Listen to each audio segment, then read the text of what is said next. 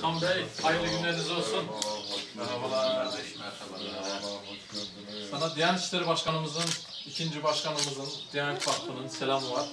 İnşallah Diyanet Vakfı gönüllüsü olarak Filistin'e destek ol kampanyasını seni destek olmaya çağıracağız inşallah.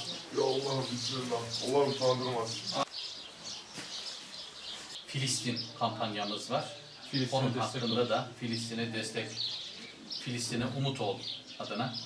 Mardin Müftülüğü ve Türkiye Diyanet Vakfı Mardin Şubesi olarak Sultan kardeşimizi bugün Mardin'in Derik ilçesi Dedeköy'de ziyaret ettik.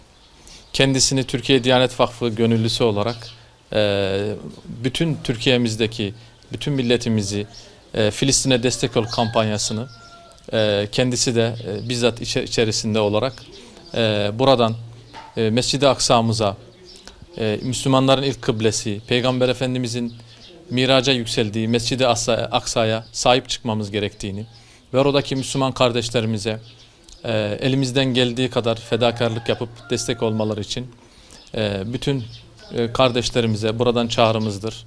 Mescid-i Aksa Müslümanlarındır. Mescid-i Aksa bizimdir. Sadece bir bölgenin değil, bütün Müslümanların davasıdır. Onun için Mescid-i Aksa için, Kudüs için, Filistin için insanlarımızı Türkiye Diyanet Vakfı'na destek olmaya çağırıyoruz.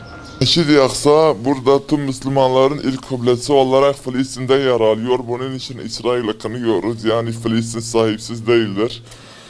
Bunu diyorum ve inşallah İsrail kaybeder. İsrail'den aldığım iş teklifleri vardı ve reklam teklifleri vardı. Onları hepsini reddettim.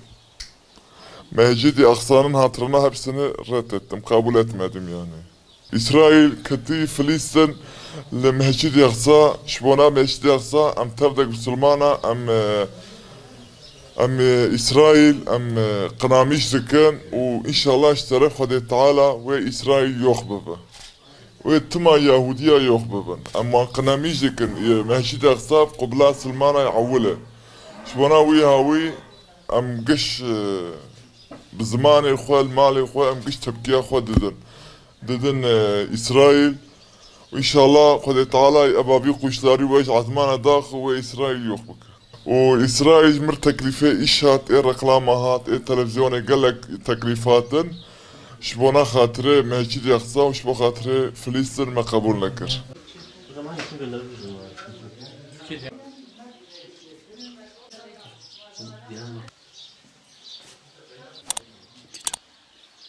Zahmet etti, sağ olasın.